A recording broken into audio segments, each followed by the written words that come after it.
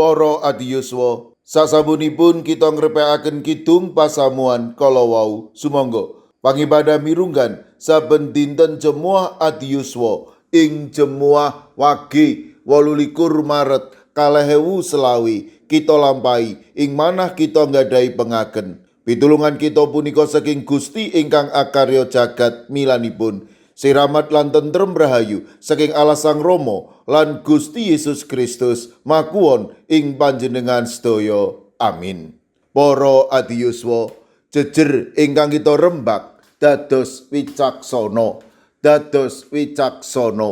Daniel 12 ayat 3. Wong-wong wicaksana bakal padha sumunar kaya cahyaning langit, tuwin kang wus nenuntun wong akeh marang kabeneran bakal kaya lintang ing selawas-lawasi.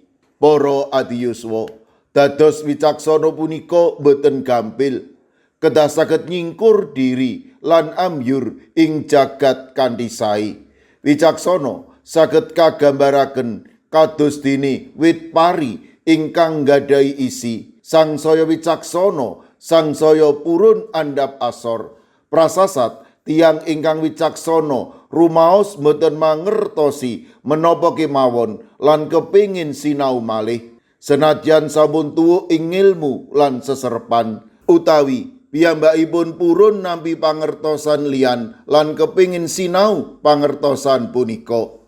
Daniel 12 ayat 3 ngendika, wong-wong wicaksana bakal padha sumunar kaya cahyaning langit, tuwin kang wus nenuntun wong akeh marang kabeneran bakal kaya lintang ing selawas-lawasi. Wonten kalih sikep ingkang dipun tindakaken dening tiyang wicaksana. Sepisan kedah sumunar gesangipun kados cahyaning cakrawala ingkang paring pepadang sedaya manungsa. Tiyang wicaksana kedah saged nyunaraken cahyaning kabecikan ing gesangipun. Kabecikan punika kedah dipun raosaken sedaya tiyang. Kaping kalih kedah nuntun tiyang kathah dhateng kaleresan ingkang dadosaken Daniel ngungkuli saking tiyang, awit Daniel saged nyunaraken cahyaning kabecikan lan kayekten ing gesangipun. Daniel tansah pitados dumateng Gusti wonten ing lampah gesangipun.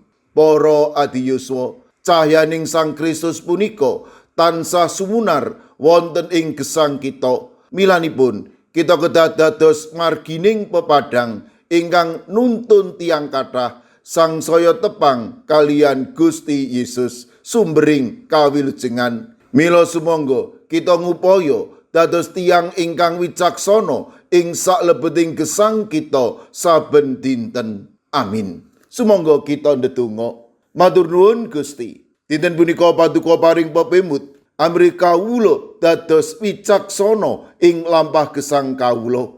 Kanthi perkawis ingkang mekaten, kawula saged dados berkah kangge sinten kemawon ing jagat punika. Kawula pasrahaken para adiyuswa dalasan anak putu kawula ing pundiya papan. Monggo paduka ingkang tansah paring kawicaksanan matemah para adiyuswa lan anak putu kawula tansah nindakaken pakaryan, nindakaken pelatosan, nindakaken kersa paduka ing saklebeting tata pagesanganipun lan paduka badhe ngreksa lan paring berkah ing sadinten-dinten. Kawula ugi masrahaken kawuhipun masyarakat kawula ingkang wedal sakmangke nembe wangsul ing dusunipun utawi mudik. Monggo Gusti paduka ingkang tansah maringi berkah, paduka ingkang ngreksa ingkang nganti matemah sedherek kawula menika saged dumugi papan ingkang dipun tuju.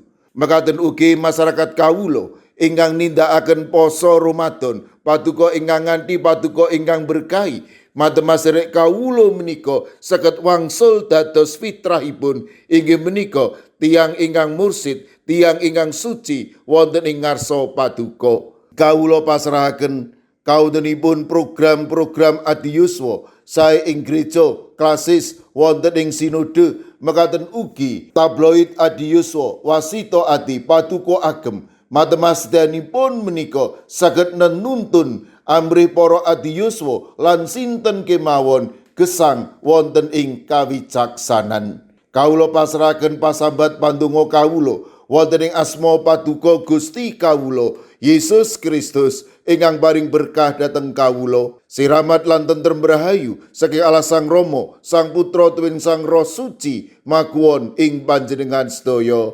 Amin. Sumangga para adiyuswa kita tutup pepanggihan kita pangibadah semua adiyuswa kading ngrepekaken kidung. Sumangga.